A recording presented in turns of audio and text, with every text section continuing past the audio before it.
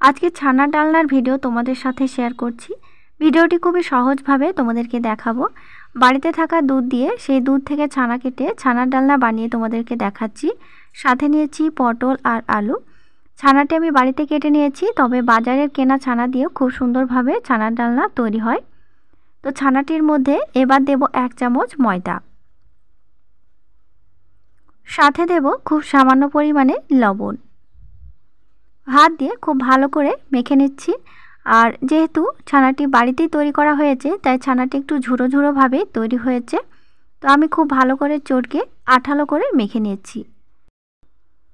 খুব সামান্য করে ছানা নিয়ে আমি চটকে ছানার বলগুলো তৈরি করে নিচ্ছি। আর বলগুলো একটু চ্যাপটা করে দিচ্ছি, যাতে ভাজার পরে দেখতে বেশি ভালো লাগে। তবে সাইজে এখানে 4 কোনা শেপ দেওয়া যেতে পারে। তো বেশ এখানে 10টি মতো ছানার বল তৈরি হয়েছে। আজকের পুরো রান্নাটি আমি সর্ষের তেলের ওপরে তৈরি করছি।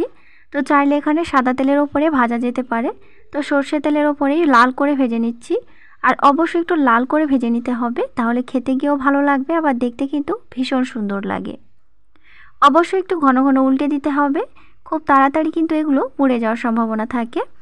এই রেসিপিটি যদি খেতে ইচ্ছা করে, তাহলে ঘরে থাকা দুধ থেকে ছানা কেটে খুব ভালোভাবে ডালনাটি কিন্তু তৈরি করা যায়। তো বেশ লাল করে ভেজে নিয়েছি, তেলটা ঝরিয়ে তুলে নিচ্ছে।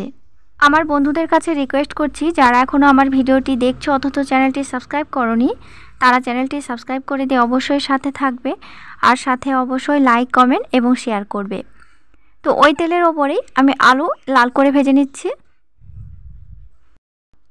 2 থেকে 1 মিনিট আলু একটু লাল করে ভেজে নেওয়ার পর সাথে দিচ্ছি পটল। পটলের সাইজ একটু ছোটই করতে হবে। আলু এবং পটল একটু সমান সমান করে মাপ করে কেটে নিলে ছানা ডালনার সঙ্গে খুব সুন্দর একটা মাপ আসে, আর রান্না করার পরে দেখতে ভীষণ ভালো লাগে। তো সব সবজিগুলো ভাজা হয়ে গেছে। ফোড়নে দিচ্ছি 1টি শুকনো লঙ্কা, দিচ্ছি পেঁয়াজ বাটা, রসুন বাটা। বাকি মশলাগুলো গুঁড়ো ব্যবহার করব। আগে পেঁয়াজ বাটা তেলের সঙ্গে একটু নাড়াচাড়া করে নিচ্ছি, যাতে পেঁয়াজের কাঁচা গন্ধটা একটু চলে যায়। ওপর থেকে দিচ্ছি খুব সামান্য হলুদ গুঁড়ো, জিরা গুঁড়ো, ধনিয়া গুঁড়ো আর সামান্য করে গরম মশলার গুঁড়ো। সাথে দিচ্ছি খুব সামান্য করে লঙ্কা গুঁড়ো। লঙ্কা গুঁড়ো দিলে তরকারির যে রঙটা আসে সেটা দেখতে ভীষণ ভালো লাগে। এখানে আমি কয়েকটা কাঁচা লঙ্কা ব্যবহার করেছি, গোটা কাঁচা লঙ্কা দিয়েছি। একটু জল দিয়ে খুব ভালো করে মশলাটা কষিয়ে নিচ্ছি, যাতে কোনো রকমের কাঁচা গন্ধ না থাকে। ওপর থেকে দিচ্ছি 1টি লাল টমেটো। টমেটো অবশ্যই ব্যবহার করতে হবে, তাহলে ছানার ডালনার টেস্ট খুবই ভালো লাগবে খেতে। খুব ভালোভাবে মশলা কষানো হয়ে গেছে। ওপর থেকে দিচ্ছি ভেজে রাখা সবজি, আলু এবং পটল। আমি 5 মিনিট মতো লো ফ্লেমের ওপরে খুব ভালো করে কষিয়ে নেব। মশলা যখন খুব ভালোভাবে কষানো হয়ে যাবে, খুব সুন্দর একটি স্মেল দিবে, তখন দেব জল। স্বাদ মতো লবণ তো অবশ্যই দিতে হবে সেদ্ধ হওয়ার জন্য। তো লবণটা আমি দিয়ে দিয়েছি। এবার ওপর থেকে দিচ্ছি জল। অবশ্যই একটু বেশি করে জলটা দিতে হবে, আলু এবং পটল সেদ্ধ হবে।